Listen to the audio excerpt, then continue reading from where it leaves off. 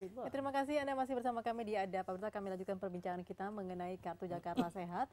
Selain dengan Habib Ahmad Hussein Al-Idrus, kami juga kedatangan satu tamu lagi dari DPRD, yaitu dengan Pak Joni Simanjuntak dari fraksi PDI Perjuangan dari Komisi E dan sekaligus juga sebagai Sekretaris Fraksi PDI Perjuangan. Selamat malam Pak Joni. Selamat malam. Ya, terima kasih bersama kami di Ada Apa Berita. Baik, mengenai interpelasi yang direncanakan diajukan oleh anggota DPRD, PDIP jelas tidak ikut ya. Dan ini kemarin bagaimana ceritanya bisa sampai di rapat sementara belum digodok di fraksi-fraksi yang ada. Kenapa bisa lolos begitu ya? Karena memang dari seperti Demokrat gitu ya, tidak semua anggota Demokrat pun yang mengajukan interpelasi. Ya sebenarnya kan begini, bahwa kita perlu memberikan catatan, hak interpelasi itu adalah hak kedewanan. Ya. Tetapi ketika kita menggunakan hak itu kan ada tahapan-tahapannya. Jadi artinya hak interpelasi itu kita gunakan pada hal-hal yang bersifat strategis dan memang mempunyai dampak yang begitu luas.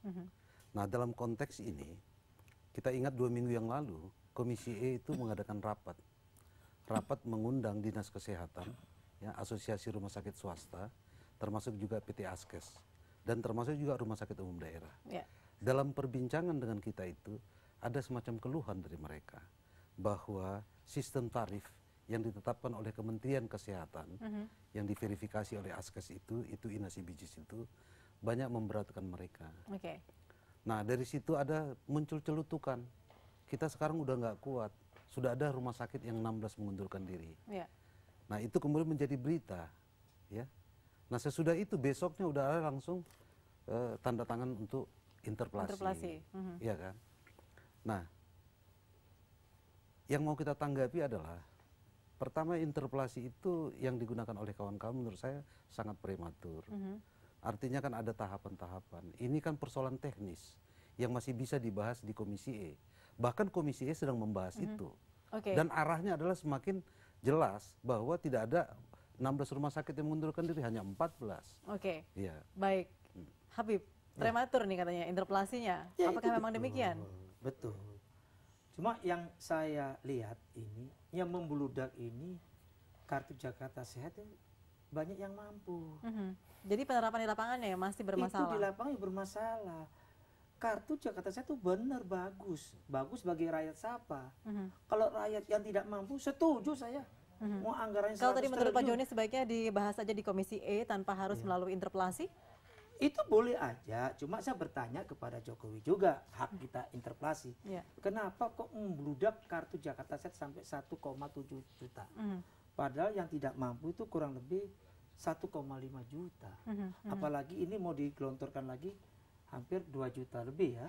Nah ini kita pertanyakan, sesuai apa enggak, sinergi aja enggak sama perdanya.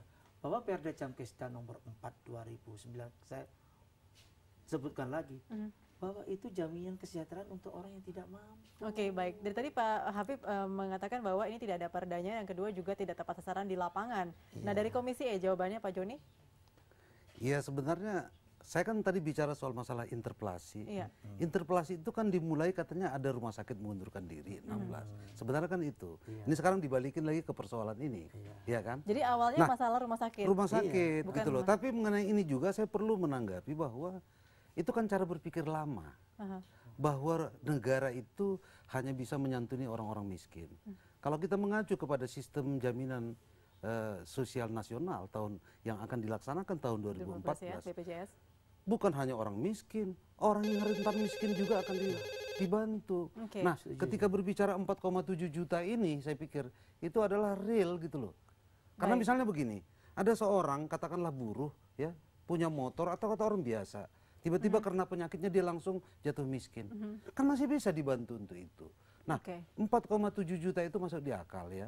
Dan kemudian juga cara berpikir kita kan jangan kita katakan langsung 4,7 juta itu langsung sakit semua, kan tidak juga gitu loh. Nah ini yang mau kita lihat. Saya melihat misalnya interpelasi ini jadi mengada-ada gitu loh. Awalnya katanya ada rumah sakit mengundurkan diri, ternyata hanya 2, kemudian ditarik lagi kepada persoalan ini. Nah kita pengen tahu juga nih Habib ya jawabannya nanti ya mengenai belokan ini. Tapi kita harus angkat telepon dulu dari pemirsa, nanti kita bahas sekaligus ya. Halo, selamat malam.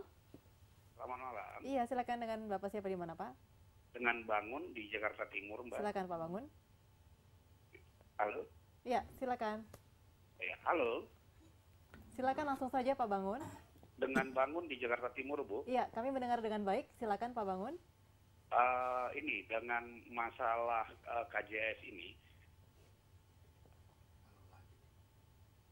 Ya, langsung saja ya. Pak Bangun. Kami dengar dengan baik. Okay. Langsung saja. Dengan masalah KJS ini, kok saya melihat khususnya dari fraksi Demokrat ya, itu kelihatan dari 5 tahun terakhir memimpin pada masa Foke, ketiadaan dari inovasi apapun yang dilakukannya, malah sekarang dengan adanya inovasi dari Jokowi yang notabene bukan dari partainya, itu kelihatan kok gregetan gitu ya, dengan rasa malu tapi melakukan interpelasi. Nah, ini kan perlu kita pertanyakan sebenarnya, kemampuan apa sih dari fraksi Demokrat khususnya ya, yang sekarang akhirnya disusul ada Golkar, P3 walaupun terakhir katanya mundur, kok kelihatannya tidak punya kemampuan inovasi. Kalau punya kemampuan inovasi, coba tunjukkan. Alternatif apa? Baik. Itu yang penting. Baik, terima kasih Pak Bangun telah bergabung bersama kami. Nanti kita akan jawab Habib dan juga Pak Joni. Tahan dulu Pak Habib, kita harus break dulu sebentar. Jangan kemana-mana, kami akan kembali bersama Anda sesaat lagi.